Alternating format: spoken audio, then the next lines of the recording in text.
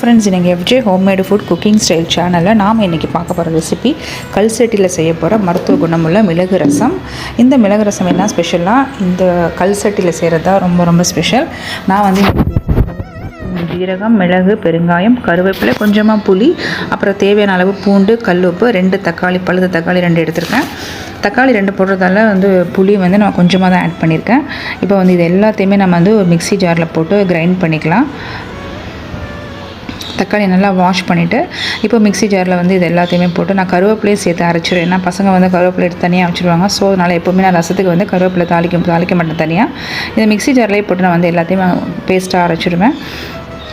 இது மாதிரி செய்கிறதால நமக்கு எல்லா சத்துமே நம்ம உடம்புக்கு வந்து நம்ம டேரெக்டாக போய்டும். இப்போ நம்ம எல்லாமே வந்து முழுசாக போட்டு தாளிக்கும் போது பசங்க அது எல்லாத்தையும் நாமளே வந்து சம்டைம் வந்து இதை தனியாக எடுத்து ஒதுக்கி வச்சுருவோம். ஸோ அதனால் எல்லாமே நான் கிரைண்ட் பண்ணிவிட்டு அந்த கல்சட்டியில் டேரெக்டாக நான் ஆட் பண்ணிவிட்டு அதுக்கப்புறமா தான் நான் ஸ்டவ்வை ஆன் பண்ணுறேன். இதை முக்கியமான வந்து டிப்பு நீங்கள் வந்து கண்டிப்பாக நீங்கள் பார்க்கணும்.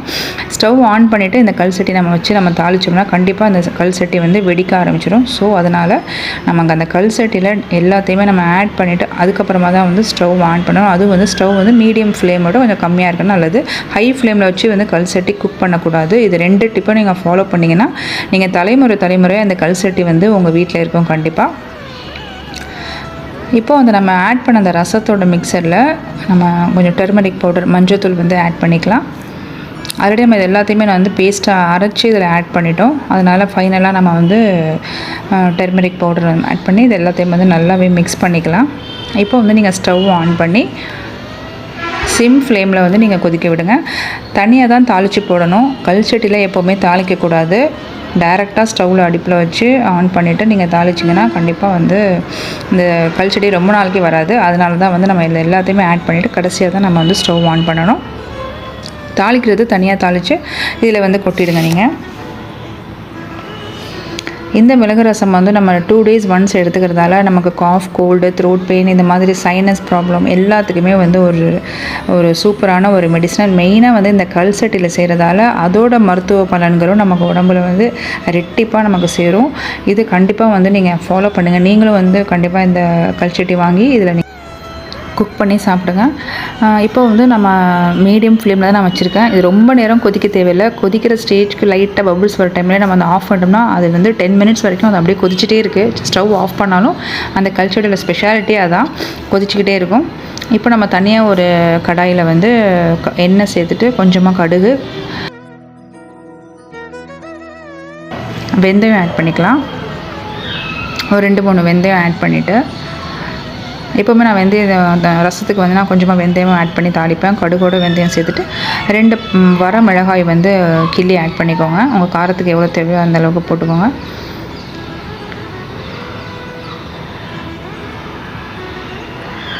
இப்போ கடுகு நல்லா வெடிச்சோடனே நம்ம வந்து வரமிளகாய் ஆட் பண்ணி தாளித்து அதில் கொட்டிடலாம். இப்போ சிம் ஃப்ளேம்லேயே வந்து அது கொதிக்கட்டும். ஒரு 5 to 10 minutesலேயே வந்து குக் ஆகிடுது. ரொம்ப நல்லா டேஸ்ட்டாகவும் வந்தது. கண்டிப்பாக நான் வந்து இதை ட்ரை பண்ணிட்டு தான் உங்களுக்கு நான் அந்த ரிவ்யூ கொடுக்குறேன். கல்சட்டியில் செஞ்ச அந்த ரசம் மெயினாக என்னென்னா 2 days வரைக்கும் கெட்டே போகாது. நீங்கள் கல்சட்டிலே வச்சுருந்தாலும் ஃப்ரிட்ஜில் வைக்க தேவையில்லை. வெளியிலே இருந்தால் கூட அது உண்மை 2 நாள் வரைக்கும் நம்ம ஸ்டோர் பண்ணி சாப்பிட்லாம்.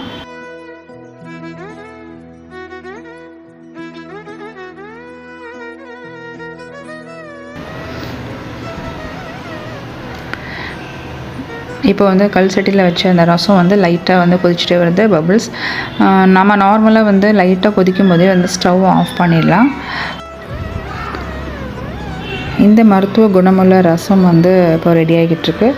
கண்டிப்பாக இதை நீங்கள் வந்து நீங்களும் ட்ரை பண்ணுங்கள். ரொம்ப ஈஸியாக சிம்பிளாக நம்ம வந்து ரசம் செஞ்சிடலாம்.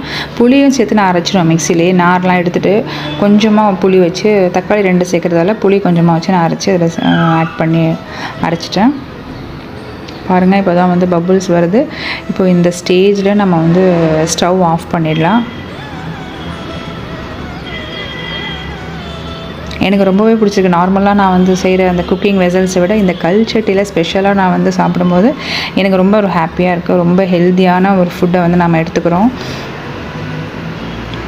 குழந்தைங்களுக்கும் இந்த மாதிரி நீங்கள் வந்து ட்ரை பண்ணி செஞ்சு கொடுங்க கண்டிப்பாக. இதில் வந்து என்ன ஸ்பெஷல்னால் மீன் குழம்புலாம் வச்சா அவ்வளோ டேஸ்ட்டாக இருக்குமா. பட் மீன் குழம்பு கொதிக்கிறதுக்கு முன்னாடியே நம்ம மீனை போட்டுட்டு ஆஃப் பண்ணிடணும். நீங்கள் மீனை போட்டுட்டு கொதிக்க விட்டிங்கன்னா கண்டிப்பாக மீன் வந்து உடஞ்சிரும். அதுக்கப்புறமா ஸ்டவ் ஆஃப் பண்ணதுக்கப்புறமா கூட அது கொதிச்சுக்கிட்டே இருக்கும். நல்லா டேஸ்டியான ரசம் இப்போ கொதிச்சிருச்சு. நம்ம வந்து ஸ்டவ் ஆஃப் பண்ணியாச்சு.